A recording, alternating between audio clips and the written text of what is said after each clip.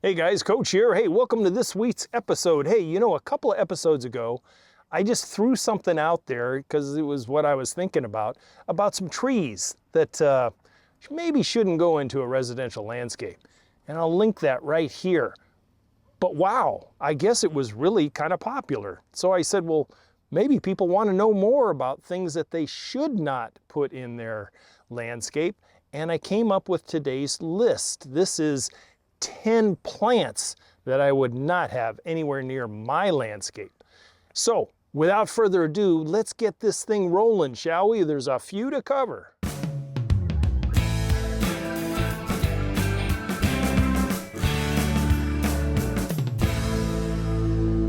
Okay, in no particular order, let's take a look at some of these. I'll give you the plant itself and then some of the whys. It's very important to know the whys rather than just saying the word. So the number one out of the gate in no particular order is Pyracantha. I'm speaking mainly to the standard Pyracantha, not necessarily the dwarf versions, although the dwarf versions can still be susceptible to stuff. Pyracantha as a whole is very, very high maintenance. It is very disease prone as far as Pyracantha scab, kind of a bacterial infection, plus fire blight, plus the messy, semi-toxic berries. I remember my dad used to tell me all the time about how the birds would come in and get the Pyracantha berries and eat 4 or 5 of them, and then they would be drunk birds on Pyracantha berry, and they'd fly into the living room windows and stuff.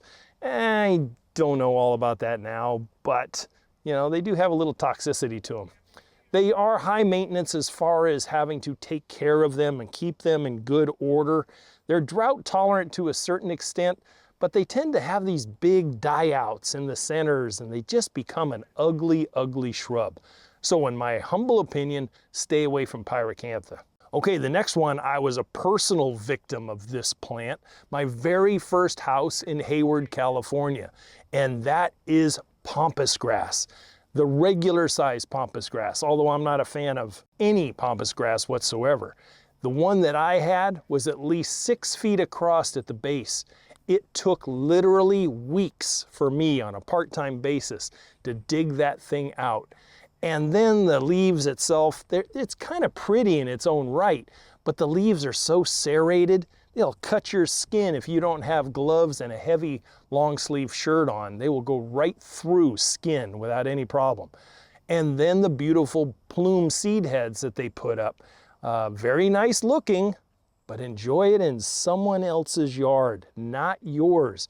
That is where the invasiveness of Pampas grass comes from. It'll tend to blow away and fall down on the sides of the mother plant, and then more new Pampas grass coming up.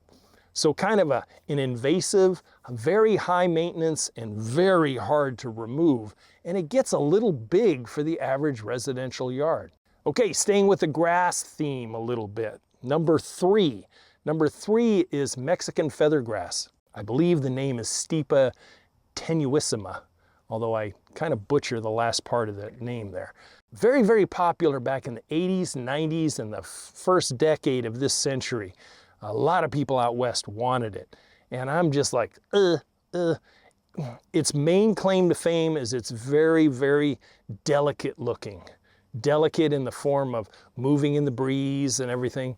But therein lies the problem, because once it goes to seed, that beautiful breeze takes those very light seed heads and just broadcasts them everywhere. Had a family member that put it in his yard, and within, I think, a couple of years, he realized the mistake, and he had to go out and dig all of it out. Not the mother plants, but all the ones that were coming up elsewhere.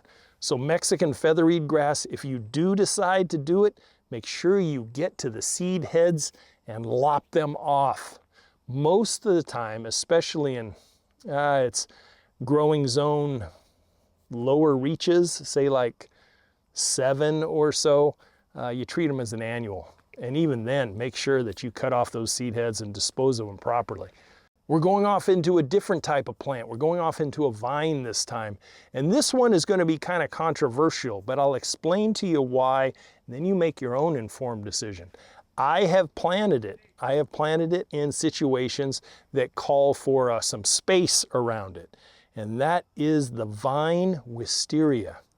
Wisteria is a beautiful spring bloomer. Man, a mature specimen is just off the hook gorgeous. But the root system itself, it has the ability to kind of run and root a little bit, but the tenacity of that root system and the size of it can actually buckle concrete and stuff. The flowers can be a voluminous mess to clean up after, especially the protracted weeks of blooming depending on where you're at. And then it has the seed pods and the leaf drop in the fall. It can also get rather aggressive. You put it up on some arbors and stuff, if it's twisted just right, it can actually pop joints of wood and other things. So Wisteria, I planted it over an arbor in a big country property well up on a hillside, so they had this beautiful view from the top of the hill, and they wanted it up there. So I said, there could be some other choices, but they wanted Wisteria, so we put it in. I don't really know what their eventual thoughts of it were. I've just had to try and take it out of some landscapes. I have seen it in some landscapes where it is twisted and got in between boards on fences and literally popped fence boards out and stuff. So, not a fan. Okay, another one that I have seen. I have seen it both sold at retail outlets, but mainly I've seen people give it away to friends for speedy little privacy hedges, and that is Texas Privet. Oh my gosh. This plant here can spread. It has kind of an aromatic little flower to it, and once it goes to berry, birds absolutely flock to it, and they carry it off, and you can end up with whole neighborhoods of Texas Privet in a matter of 5 years or so.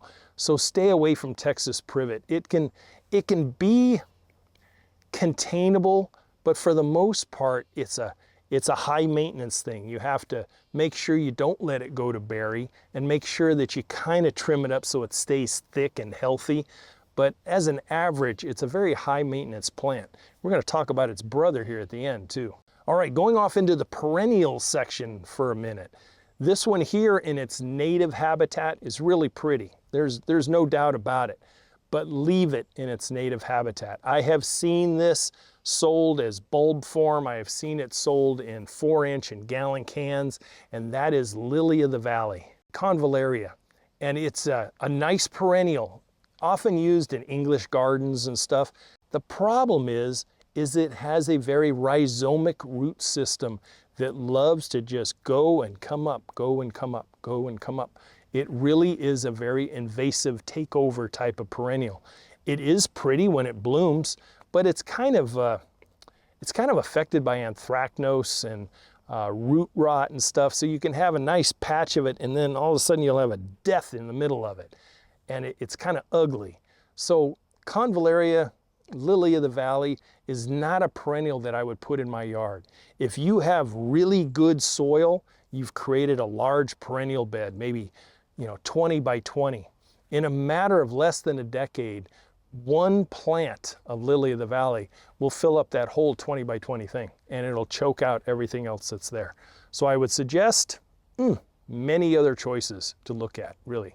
Okay, let's move over to the herbs for just a second. I have been asked by many clients and customers, oh, we want to have an herb garden somewhere in the landscape. And they'll name off a bunch of herbs. And this one here comes up quite a bit. Because why? Well, in the summertime, we want to take clippings of this and put it in our, iced drinks and stuff. And you probably know what I'm talking about by now, and that is spearmint. Spearmint's a very useful herb, very useful plant for many purposes. It has a lot of medicinal purposes as well. But planted in the ground, it will become a spearmint landscape. Much like Lily of the Valley, it has a very aggressive rhizomic root system. And plant a little 4-inch pot of it somewhere, and it will take over and come up everywhere where you do not want it. If you choose to use this plant, make sure you use a container.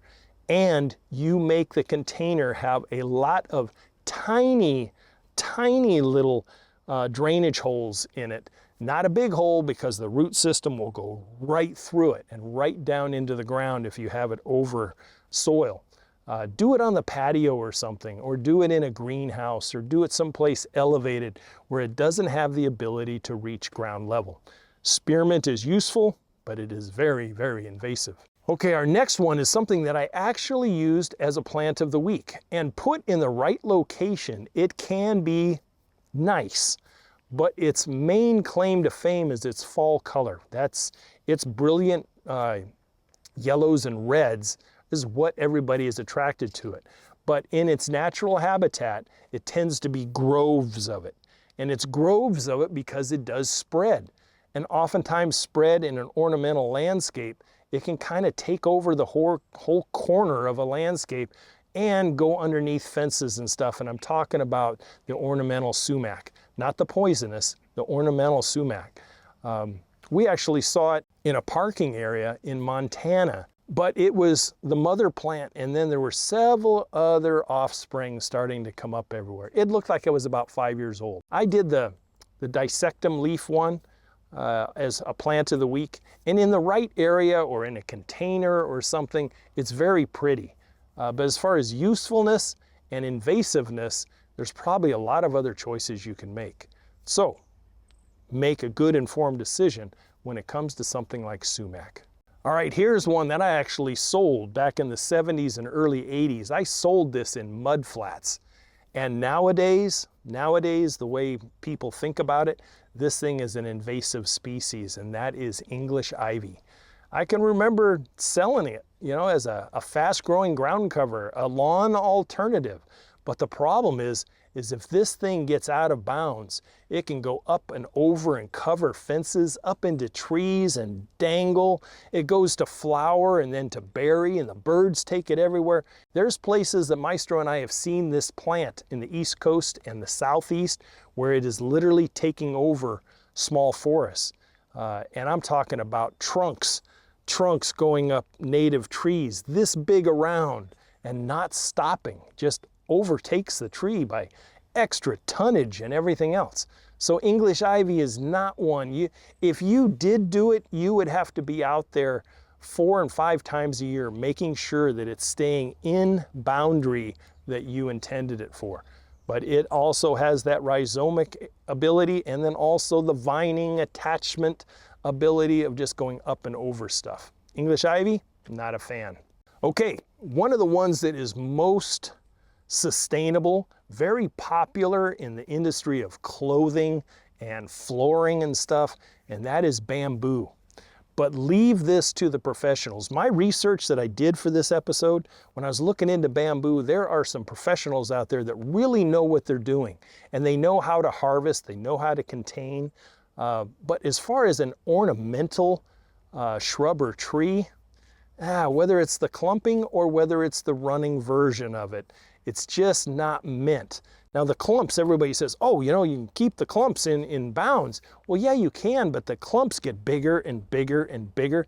And I've seen them 4 feet across. And if you planted them in a little narrow 24-inch side yard bed or something, you can see how it could become kind of problematic. Some of the bigger groves of it, if you let it get out of hand, is really attractive to rodents like mice and rats. They like to get in there and make nests inside the roughage down inside. So all in all, bamboo, containerized, always.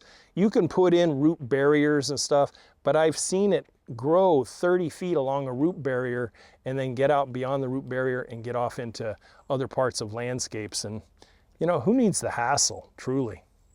So there you go, a top 10. But just to exceed expectations as usual, I have some honorable mentions, and I'm going to go through this one really, really fast. Are you ready? One is the standard barberry, Berberis thunbergii.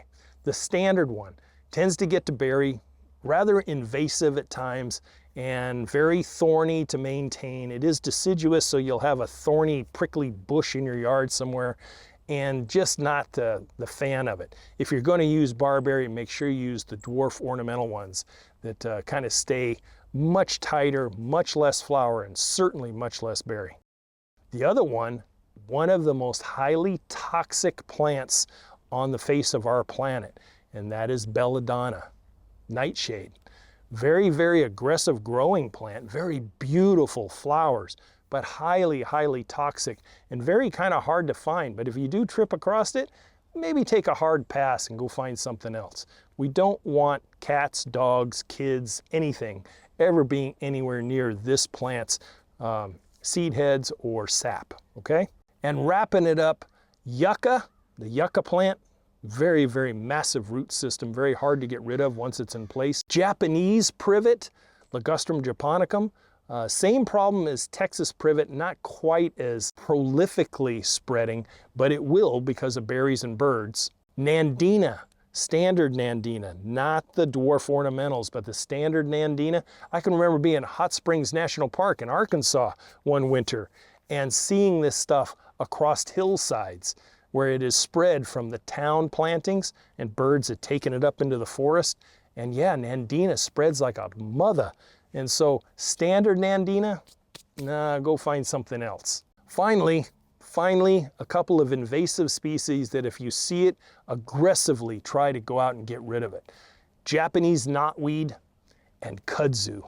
Those two things imported from other countries to do other things. I have seen Japanese knotweed in the state of Maine. I have seen it out in the state of Idaho and everywhere in between. And it was an invasive species brought over here from, I believe, Japan, and it has taken over. It really has. Kind of a pretty plant, but hey, it just takes over hillsides, takes over riverbanks. It's very, very invasive.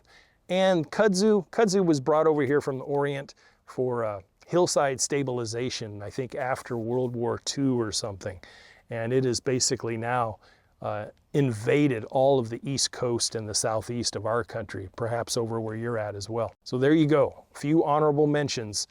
I hope you got something out of this. If you did, maybe you can give me a thumbs up. Consider subscribing. We are pushing for 10K by the end of the year, and we have a Homescape 1.0 giveaway to the people from the email list. So if you want to jump on that email list, by all means, we are going to give at least one Homescape as a gift and a thank you to everybody who has subscribed, watched, listened, thumbs up, commented, and everything. So if you'd like to be a part of it, make sure you're on our email list.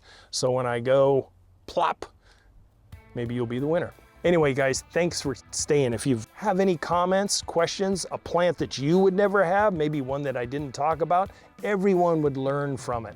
Drop it in the comment below. As always, to your landscape success. I'll see you next week. Bye for now.